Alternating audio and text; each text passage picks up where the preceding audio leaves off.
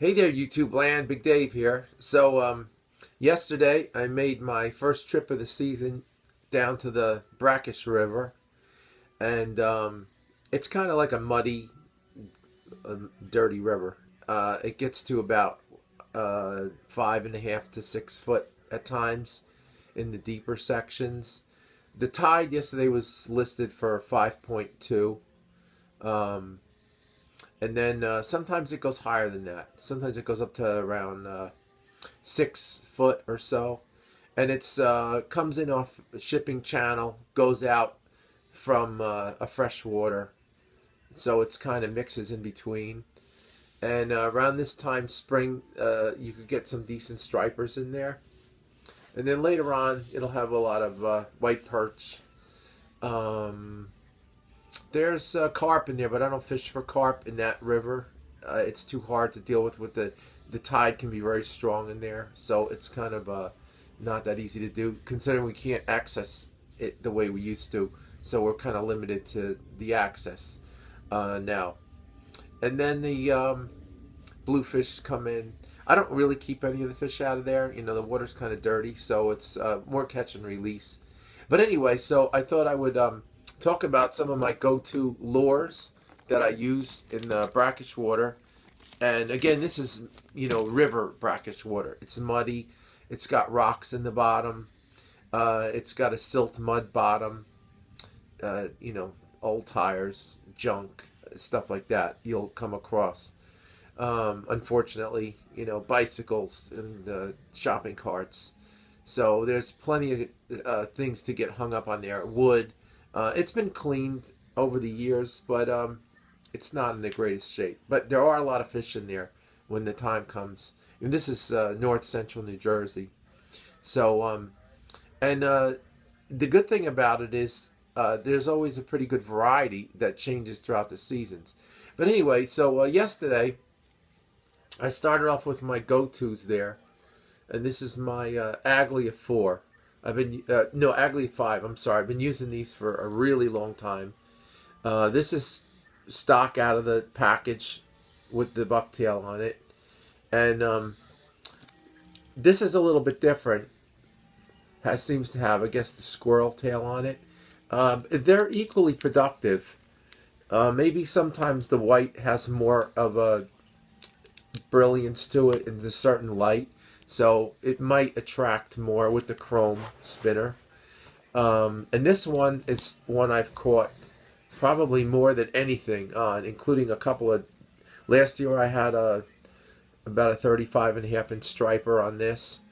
And the only thing is, over the years, the hook is broken off. So right now on this one, I'm using a single hook like this, rather than the treble.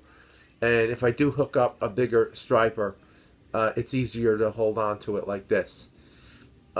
These trebles tend to, although it doesn't happen real often, but in the current, and if you get a heavier one, they tend to bend out like this one. So either I take this off and change it for a heavier treble. This one was already changed out. And once it breaks, I have to clip it off and put a split ring on. So I put a stainless split ring, and then while the lure is still good, I can put what kind of hook I want on there. I leave the bucktail alone. This was originally the hook itself, so what I just do is go in there and clip off what's left of the original hook, and then this just sits on the side of it. It works perfectly fine.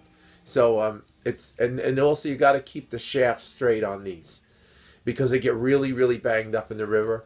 These are original, so I mean, I've had some of these for 10 years. This one, which like I said, I've caught a lot of decent fish on this. This was originally a treble, and I may go back to the treble. Sometimes I cut off one leg of the treble and leave it with a double, because it's easier to deal with for certain things. But and also it doesn't get hung up in the bottom so much if it drags across the rocks. Sometimes you get hung up, and it's hard to get yourself unstuck, because there's not a lot of access to go side to side. So you're kind of stuck if you get hung up.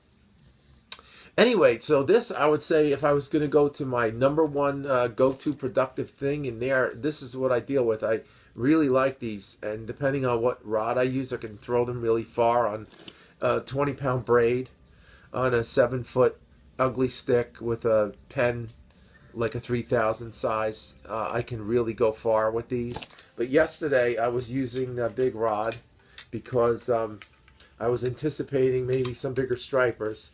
So I was using the 8500. This is my old 8500 pen, and this is 20-pound Cajun. One thing I like about the mono in that river is that it sinks slower. So, like, I was also using a big swim bait. And this is another, they don't make these anymore as far as I know. This is a hydro lure. It's a size 45. It's a big hydro. I still have a couple of these left.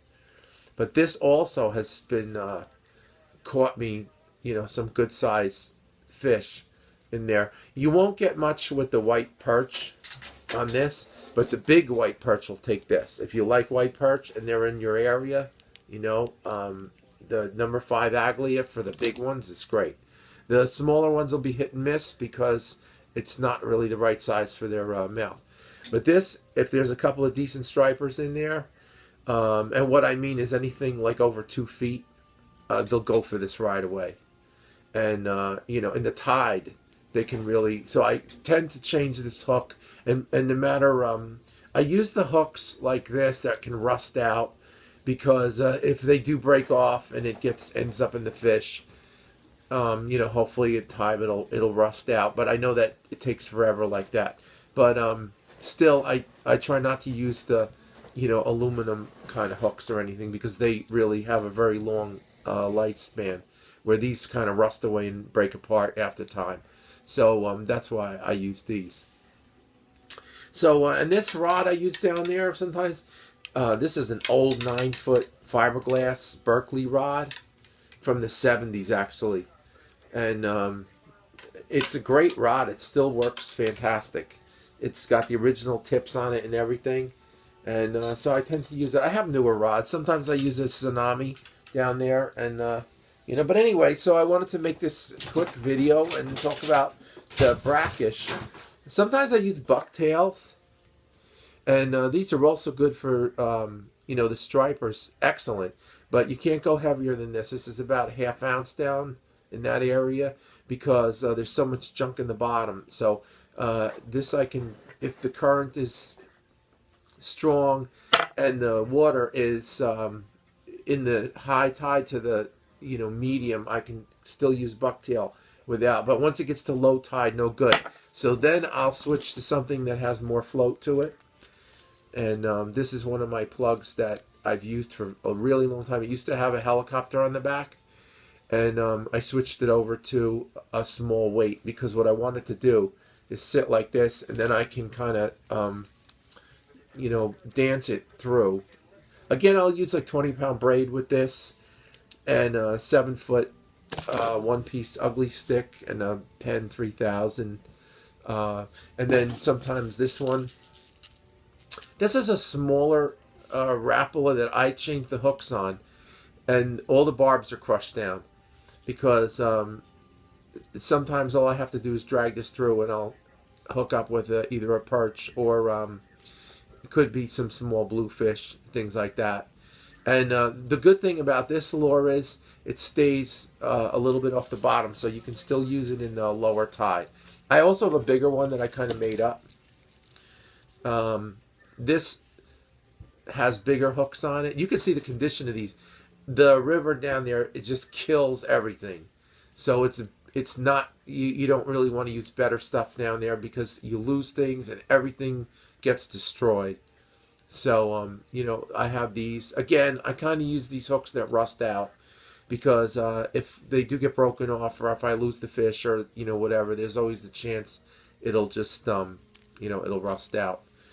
And some more hydras. I mean, they don't make these anymore, but you can still get them around here and there. This is a kind of a great lure for the brackish kind of river water. And I forgot which ones these are, but you can get all different types of these This is another good one at certain times of the year. So, all right. Anyway, so I'm going to be making some videos on location too, but I thought I would just go through this because I did yesterday. And always good to have one of these, what do they call, blue fox. That's good too for the, perch and the smaller stuff. All right, so have a good day, and I'll be putting up some more stuff. And thank you for subscribing. And if you didn't and you want to see more stuff, some of it'll be in the field. But I'm not going to start making a whole bunch of fishing videos. I'm going to be doing more logistical things. Some of it will be in the field. Okay, have a good day.